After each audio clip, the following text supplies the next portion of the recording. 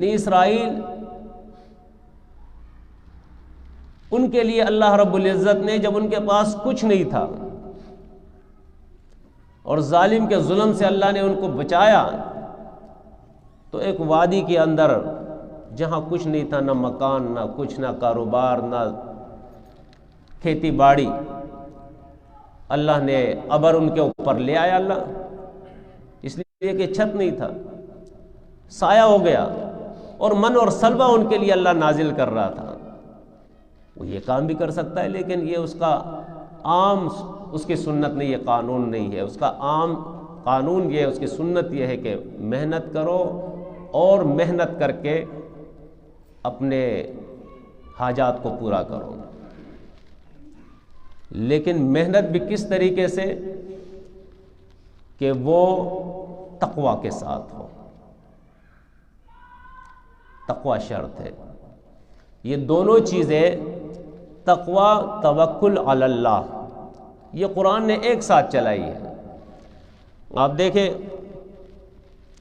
قرآن مجید کے اندر اللہ رب العزت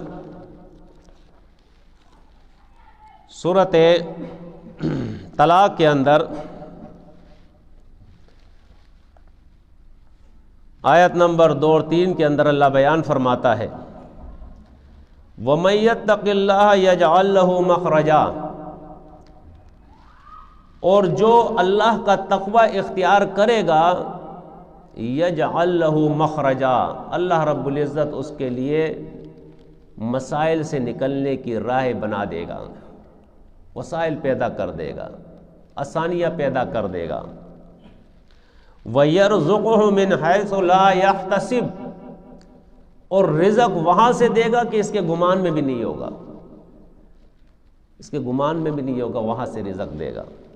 وَمَن يَتَوَكَّلْ عَلَى اللَّهِ، اور جو کوئی اللہ پہ توکل کرے گا، فرمایا فَهُوَ حَسْبُهُ، تو وہ اللہ اس کے لیے پھر کافی ہے۔ تو دیکھیں دو چیزیں قرآن بتا رہا ہے، ایک تقوی اور دوسرا توکل علی اللہ۔ حرام سے بچے، غیر شرعی کاموں سے بچے، گناہ کے کاموں سے بچے،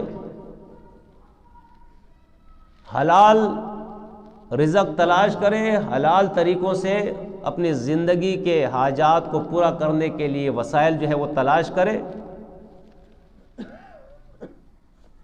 اور اللہ پہ توکل کرے، اللہ رب العزت رزق دے گا، یہ اس کا وعدہ ہے۔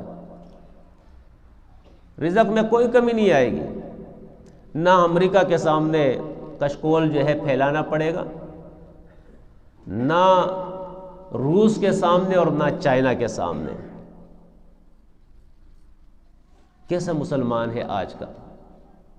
آپ دیکھیں نام بھی بگڑا ہوا ہے مسلمان، اصل نام تھا مسلم، مسلم کو مسلمان کر دیا۔ پھر مسلمان کی یہ حالت ہے کہ آج روس کی اس قوم سے جو دہریہ قوم ہے، کمیونسٹ ہے، جو اللہ کو بھی نہیں مانتے ہیں، اور ہم مسلم ہو کر اس کے سامنے ہاتھ پھیلا رہے کہ ہماری مدد کرو۔ چائنا جو دہریہ قوم ہے، اللہ کو بھی نہیں مانتی، اس کے سامنے ہم ہاتھ پھیلا رہے ہیں۔ امریکہ جن کی اکثریت جو ہے وہ یہود و نصارہ کی ہے، ان یہود و نصارہ کے سامنے ہم نے ہاتھ پھیلایا ہوا ہے کہ ہمیں دو تاکہ ہم کھائیں، ڈیفالٹ ہونے سے بچ جائے، ہماری معیشت چلے۔ وہ کہتے ہیں ٹھیک ہے کرو، ہم دیں گے، یہ ہمارے مطالبے ہیں، لباس اتار لو، ننگے ہو جاؤ، پھر ہم دیں گے۔ سود کا کاروبار ہونا چاہیے تمہارے یہاں، زنا عام ہونا چاہیے، جتنی بھی بے دینی کے کام ہیں وہ ہمارے مانو، اس کے بعد ہم تمہارا مطالبہ مانیں گے۔ کہتے ٹھیک ہے کوئی مسئلہ نہیں، ہماری مجبوری ہے، کر رہے ہیں۔ ہمارے پارلیمنٹ کے اندر، ہماری اسمبلیوں کے اندر ہمارے لسانی لیڈر بھی بیٹھے ہوئے ہیں، ہماری سیاسی لیڈر بھی بیٹھے ہوئے ہیں، ہمارے قومی لیڈر بھی بیٹھے ہوئے، ہمارے مذہبی لیڈر بھی بیٹھے ہوئے، سارے بیٹھے ہوئے، ہماری عسکری قیادت بھی بیٹھی ہوئی ہے انہی ایوانوں کے اندر کسی نہ کسی شکل میں۔ لیکن آپ دیکھیں کسی کو یہ سمجھ نہیں، کسی کو یہ شعور نہیں کہ ہم تو مسلم قوم ہے، ہمارے لیے تو حکم یہ ہے کہ رب سے مانگو، یہ کائنات اس کی ہے، یہ پوری کائنات اس کی ہے، اس نے تخلیق کی ہے، وہی حاجتوں کا پورا کرنے والا ہے۔ کسی کے سمجھ میں یہ بات نہیں آتی۔ تو آپ دیکھیں قرآن مجید نے وعدہ کیا ہے، اللہ نے قرآن مجید کے اندر کہ وَيَرْزُقُهُ مِنْ حَيْثُ لَا يَحْتَسِبُ، گمان میں نہیں ہوگا وہاں سے میں دوں گا، لیکن شرط کیا ہے؟ تقوی۔ شرط کیا ہے؟ توکل علی اللہ، اللہ پہ توکل کرے اور تقوی اختیار کرے۔ اب میں جو آیت آپ کے سامنے میں نے تلاوت کی تھی سورہ آل عمران کی، اس کے طرف آتا ہوں۔ نبی کریم صلی اللہ علیہ وسلم سے یہاں خطاب ہے، اور اس سے پہلے قتال فی سبیل اللہ کا ذکر تھا، اور جنگ احد کے اندر جو کچھ ہوا تھا اس کی تاریخ سے بھی آپ واقف ہیں۔ یہاں اللہ اپنے نبی سے فرماتا ہے فَبِمَا رَحْمَةٍ مِّنَ اللَّهِ لِنْتَ لَهُمْ، کہ یہ اللہ کی مہربانیوں میں سے ہے کہ اے نبی آپ ان کے لیے نرم ہیں، آپ کا رویہ ان کے ساتھ نرم ہے۔ اچھا، کچھ لوگ سمجھتے نہیں ہیں،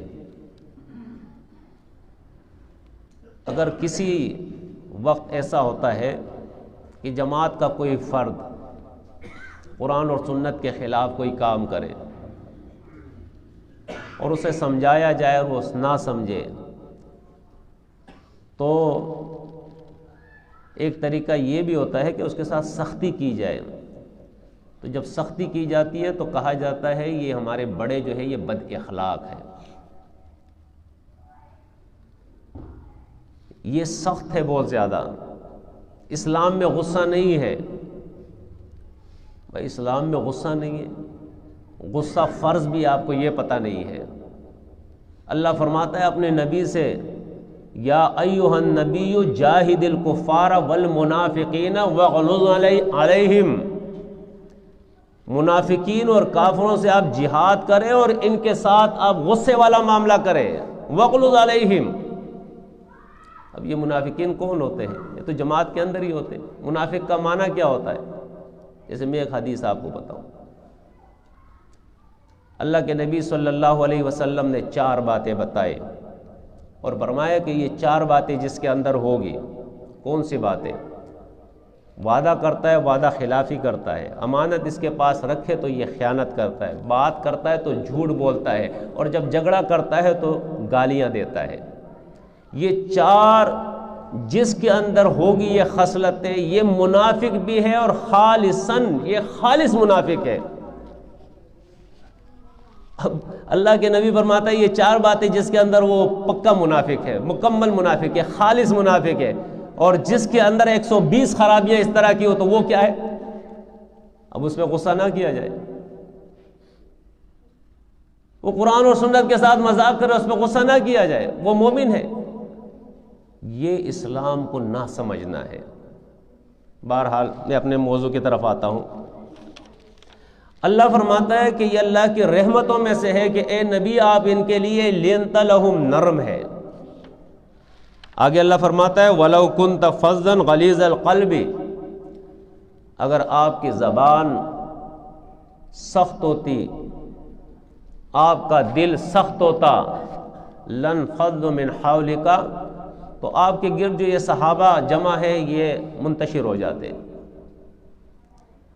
تو کیا معنی ہے؟ معنی یہ ہے کہ کسی بھی ناظم اور امیر کو بلا وجہ غصہ نہیں کرنا چاہیے، ہر وقت غصہ نہیں کرنا چاہیے، لوگوں کو ڈانٹنا ہر وقت نہیں چاہیے۔ کبھی آدمی ہنسی مذاق بھی کر لے جو اسلام کے اندر جائز ہے، کبھی پیار محبت سے بھی بات کر لے، اور جہاں غصے کی ضرورت ہے وہاں غصہ بھی آدمی کر لے۔ اللہ فرماتا ہے فاعف عنہم، ان کو معاف کر دو جو خطائیں اور غلطیاں ان سے ہو گئی ہے، واستغفر لہم، اور ان کے لیے اللہ سے مغفرت طلب کرے، وشاورہم فی الامر، اور اپنے کاموں میں ان کو، دین کے کاموں میں ان کو شریک کرے۔ فَإِذَا عَزَمْتَ فَتَوَكَّلْ عَلَى اللَّهِ۔ اب دیکھیں اس آیت کے اندر توکل علی اللہ کا ذکر ہے۔ فرمایا وَشَاوِرْهُمْ فِي الْأَمْرِ، آپ ان سے مشورہ کریں۔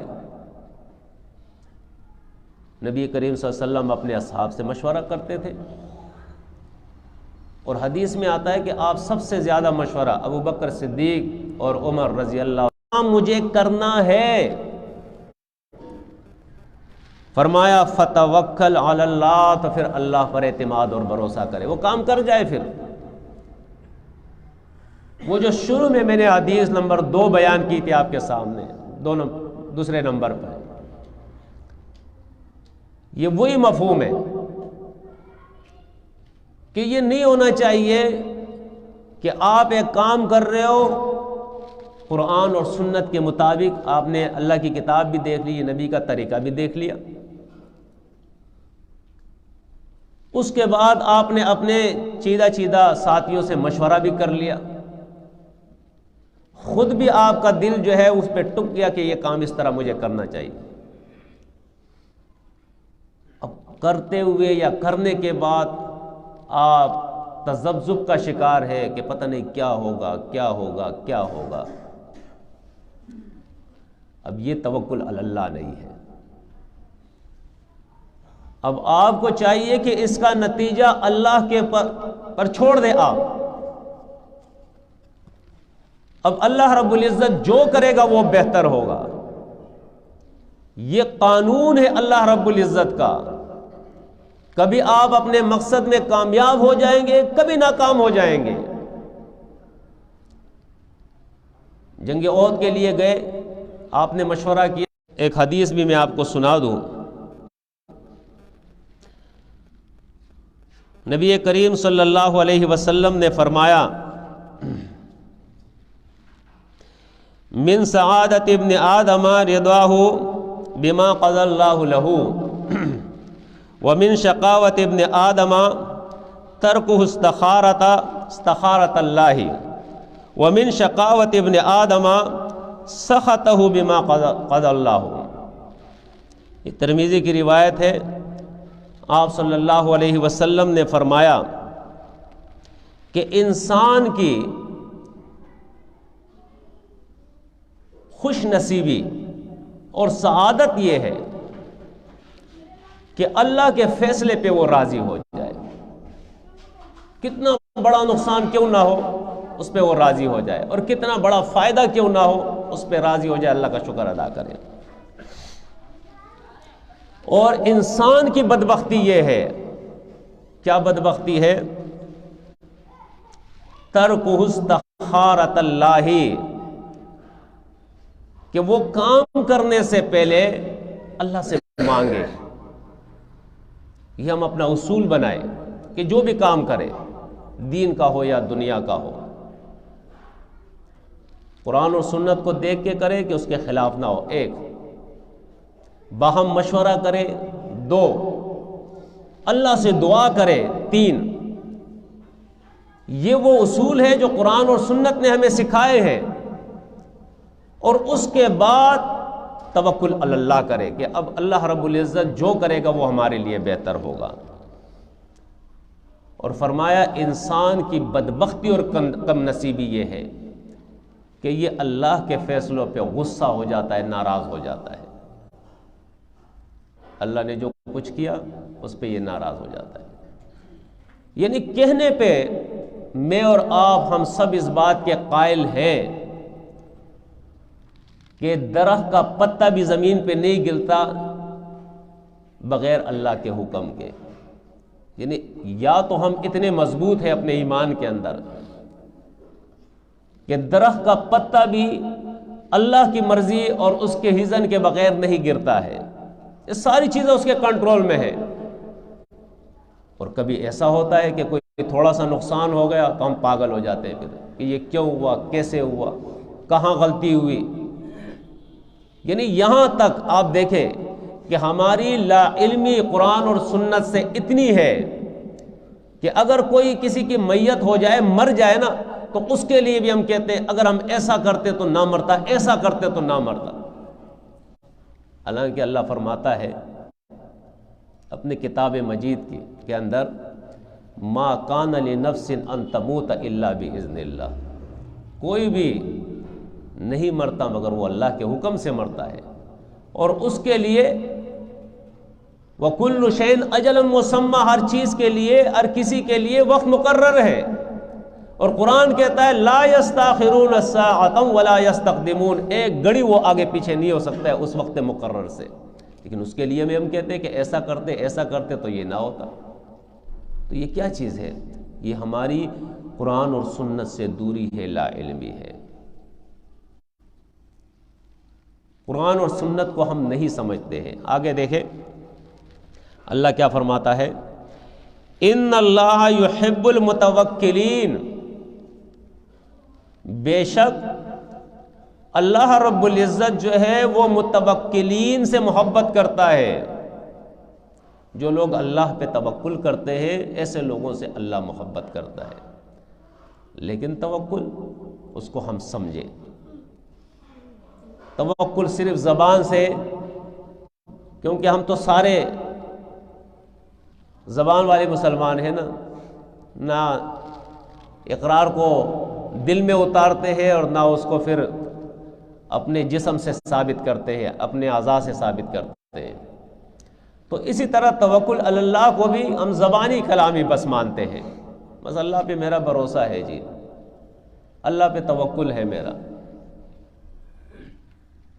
یہ پتہ اس وقت لگتا ہے جب ہم معاملات کرتے ہیں کہ اللہ پہ توکل ہے یا نہیں ہے۔ نقصان آنے پہ کتنے پریشان ہو جاتے ہیں اور خوشی پہ کتنے پھول جاتے ہیں۔ وَلَا تَفْرَحُوا عَلَىٰ مَا آتَاكُمْ، اور نہ پھولو اس پہ جو اللہ نے تمہیں دیا ہے، یہ بھی اللہ کی طرف سے ہے۔ تو مل جائے تو ہم کہتے ہیں یہ میں نے یہ کیا تو وہ کیا تو وہ کیا، بھول جاتے اللہ کو، بھول جاتے ہیں۔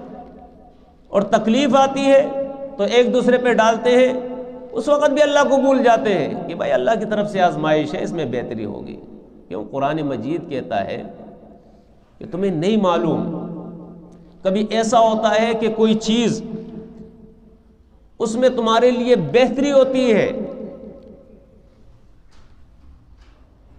اور نہیں معلوم تمہیں ہو سکتا ہے کسی چیز کے اندر تمہارے لیے شر ہو، تمہیں نہیں معلوم۔ بظاہر خیر نظر آتا ہے اس میں شر ہوتا ہے، بظاہر شر نظر آتا ہے اس میں خیر ہوتا ہے۔